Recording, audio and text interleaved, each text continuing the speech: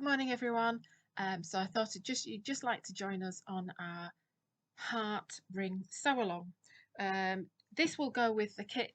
There's 3 different kits this will go with. So it will go with the Reds Hearts kit. It will go with the I Love You kit, and it will also go with, you might just be able to see it there, the I Love You as in sheep kit as well. So what I'm going to do today is I'm going to show you how to open the kit and make your own wreath. So if you want to get your box ready, open your box and lay your things out, then we will start. Okay, so first of all I wanted to sort of show you what one of our packs looks like when you open it. It is a little bit bouncy, these ones, because there's quite a large amount of stuffing in there. So if you can see, okay, see it's sort of wrapped up nicely with the tissue, so I'll show you what you will see. Okay, so this is your hessian. So your hessian is what goes wraps around the ring. You have your stuffing, which there is quite a lot of. You have your ring. You have a little pack with, depending on what pack you've got, if you've got the sheep, then you'll have slightly different things in there. You'll have beads for the eyes and you'll have some black felt, etc. But you will sort of have a needle on there. You will have either the template in there or in your instructions, and then you have your fabric. So this one is a hearts one, so you have 3 lots of fabric, and then you have your instructions. So your instructions do take you through exactly what to do, but I'm also going to show you. So with that, what you're going to need first of all is your ring, and you're going to need your hessian. Okay. So what you're going to do basically is unravel your hessian, and you're going to start just wrapping it round, and it is quite rustic doing it like this, but it's just going to provide a base for the hearts to sort of go on. So you have to make sure as well that it's going to sort of fold over. You're not sort of wrapping it round the same bit, otherwise you'll run out of hessian. So literally you're sort of taking it and sort of wrapping it around the entire ring until you get back to the beginning.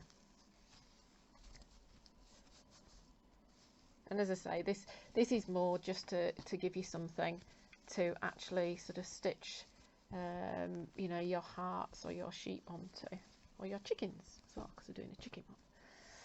So when you get back round to the top, you may have to do a little bit of shuffling, as I might have to do. Then you're going to put a sort of stitch in there. So you're going to make sure that it's just sort of barely, you know, covered. There's just enough to sort of cover it, as it's the width of the hessian fabric. You can sort of trim some of these off, but as you work through you may get a few, so you can sort of trim them at the end as well. So that's going to be your first task, is to get out the ring and the hessian, and you're basically going to sort of wrap the hessian around the ring. You can put a stitch in the end there just to secure it, so that we have a good base to work with. Okay, the next part. So obviously follow the instructions as to what colours you have. This is actually for one of the chick ones, but you're going to use your heart template to draw onto the fabric. Now you have strips of fabric, so you have to make sure that you go right side to right side, so that's going to be your right side that way. And basically what we're doing is we're drawing our heart shapes on there, and we're actually going to sew them like that. You don't need to cut them out, as long as you make sure that your fabric is flat. You might need to sort of press it or whatever, and you can use a pencil, or you can use a biro. It's on the wrong side, so it's not going to show. So you're going to draw around your shapes on your different fabrics. What I would say with this as well, make sure a lot of them are fine, but make sure if there is a right way up, i.e. this one, has got the hens like that. If I did the hens like that, then it would be upside down. So just make sure you've got your fabric the right way around, draw around them, and then you can either hand sew, because there is a needle and cotton in the pack. You can hand sew. Now I normally leave sort of a 2-inch gap, or 1.5 maybe, depending on how small your fingers, on a good this good sort of straight side here. Don't sort of leave your gap on a curve. That's really sort of difficult to sort of, you know, make sure it joins, or similarly on the point as well. So I sort of take a bit where it's fairly neutral. I can do it, make sure that that's a nice shape, make sure those are nice shapes. This bit is going to be fine. So you leave a gap there on all of your shapes so that you can turn them through. Okay, so I'm just going to sew these now, and then we'll come back and show you the next stage. Okay, so this one has been stitched, and I've just turned it back so that I can show you what they look like. So you can see the pen marks. So don't worry, because that's going to be on the inside. Now the important bits before turning it back through are your snipping. So that you get sort of a nice point, you sort of just snip the edge, the point off the bottom corner there, just so that it goes flat. And the other bits that are really, really important are sort of snipping around the curve. If you don't snip around the curve, it will just look sort of jaggedy, because the material won't be able to sort of stretch to give it that curve.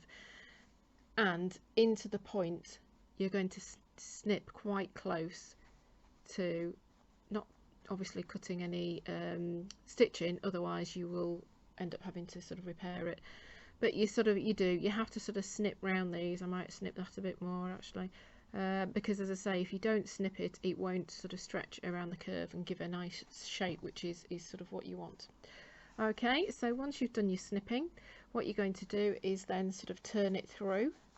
So once you've turned it through, what I would say as well is, if you're doing machine stitching, you make sure that you just do a little bit of reversing at the beginning and at the end. If you're hand sewing, then you need to use back stitch to make sure that everything is nice and secure. Okay, so you're going to sort of push out those bits and push out. I might even use just a pair of scissors just to be really careful, because you don't want to go through the fabric, just to make sure you have a nice point there. Ignore my string, because I've sort of jumped ahead a little bit there, and then make sure that you've got these nice and curved. What I would say is do sort of your sewing, turn them out before you do anything else. Make sure that you're going to press them, and actually when you press it, then you can make sure that you press sort of a seam allowance to do your sewing up as well, so that makes it much nicer and neater. Okay, so you're going to sew all your shapes like that, making sure you leave space to turn it through, and the next stage is pressing. Okay, so we've pressed our shapes. So you wrapped the hessian around the ring, you cut out your shapes, you sewed around them leaving the gap, we snipped them, which is really important, and now we're going to sort of fill them. So with your stuffing, I think probably what a good idea is, with stuffing, the more you sort of open it, the more air it gets in it, so it sort of fills. So I have tried to we do try and squash the stuffing so that it fits in the box, and also when you buy it as well, it's like that. So, you know, like when you see that at the Build-A-Bear shops, they sort of have a huge machine that sort of tumble turns all the stuffing to sort of get air in it, and that's sort of what helps do the stuffing. So sort of divide your stuffing between how many shapes you have, and you take a little bit at a time. So what I try and do is usually sort of the furthest away bit, so you'd sort of try and fill the bulbous bit of the heart, and then the point as well.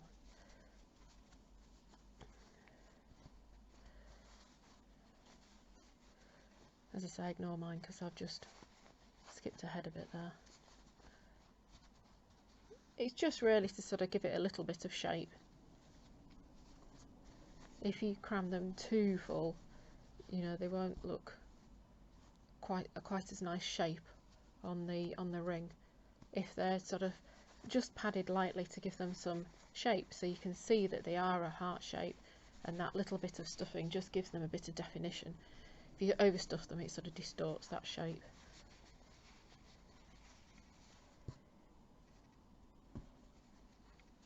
Okay, so I'm getting near to the end of the stuffing there for this one. As I say, there should be plenty of stuffing for you to enough to fill. So because I've pressed that, and I've sort of pressed the allowance closed there a bit, the next, so you're going to do that obviously with all sort of the 8 shapes, whether you have hearts, chicks, sheep, whichever. And then the next part is going to be a ladder stitch. So you're going to need your hand sewing needle, and you'll need your thread, because we have to sort of sew the openings closed and make it as invisible as possible. Okay, so we have our needle with our thread here, and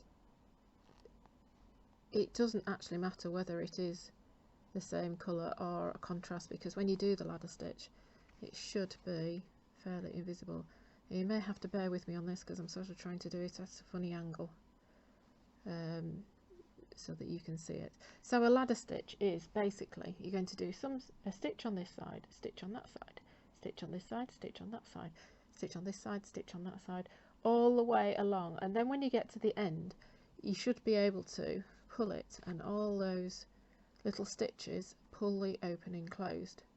And as I spoke about Build-A-Bear a minute ago, this is sort of what they do in the Build-A-Bear as well, to close the bears, if you've ever been in and watched. Okay, I just lost my needle for a bit of the thread out of it, so I've done some stitches on both sides and I'm sort of at the end here. So as I was saying, yes, they do it when you filled your Build-A-Bear. They're all sort of pre-sewn usually, and so they stuff it all in and then they pull the thread and it actually closes it. Okay, I am just going to go back and just snip that, but you shouldn't be able to sort of see the join there, so I'm just going to snip that. My scissors are just out of shot, and I will come back to you and sort of show you what that should look like. Okay, so once you've sort of finished pulling it as tight as you want, you sort of do the little knot, and then what I usually do with sort of soft toys or something like that is you've done your knot, and then just at the end you're just going to sort of almost hide your last thread. So if you just snip it there, then the loose thread is almost sort of in the heart. Right, now at this stage you're going to bring back your ring, and you're going to start positioning things around it. So, well, okay, so once you've done that, the next thing is sort of the adornments, if you like. As I say, depending on which kit you have, if you have the red one, you are all buttons, so you will have a button, and what I tend to do is to sew on the buttons so that they go through to the back, so that it makes a sort of nice sort of puffed heart. If you have the sheep kit, you will be these are little mother of pearl beads. You'll be sewing the beads onto the head shapes and just sewing that through there and sewing the feet on. So with a sheep one you have the sheep and then you have those, so you make a little, do keep the string that comes at the front of your pack, because you'd be using that to make sort of bows. So they're bows and sheep. As I say, the all red one is buttons all the way through. If you have buttons all the way through, as I did on this one, I actually sewed the buttons through the wreath, you know, so you can sort of secure them in one fell swoop there. But with that you do need to make sure that your positioning is correct. So let's have a look at our positioning. So we've sewn our buttons on and we've sewn our bows on, and basically we have 2 of each type of fabric on this one. So I'm going to put the heart with the heart. I'm just going to try it first, and then I'm going to pin the first one on, because you have to make sure that you have them in the right position. That one, and then that one is last. Okay, so they do all fit on, and that's the way sort of I would like them positioned. So it's really important to sort of position them. You could almost sort of do those 4 if you like, make sure that they're sort of in position first, and take a note of where the V of the heart is. So from the back you can just go through the hessian and just sort of position that in place. Okay, so that's 1. It does make it a slightly weird shape, so don't worry about that. 2, 3 and 4. So position those on, and then what you're going to do is just sew them on from the back. So similar to this, you're just going to sort of secure them into place, and that's what the hessian is good for. Alright, and if you're not quite happy and you've sewn them on, then just unpick it and reposition it. Those ones work out quite nicely because they sort of create a star shape, which I'll show you on the full-size camera. Okay, so I hope you've enjoyed your creative project and that it inspires you to do more. As I say, it's quite a sort of a nice sort of decoration for the home, and it's something that's a bit different. Too often you sort of see things that you wouldn't give house room for, that it's nice to have something that you can sort of use each year for that decoration. If you find that you've got more space, you sort of just need to reposition your hearts, and it might be that you sort of move them sort of more into the ring.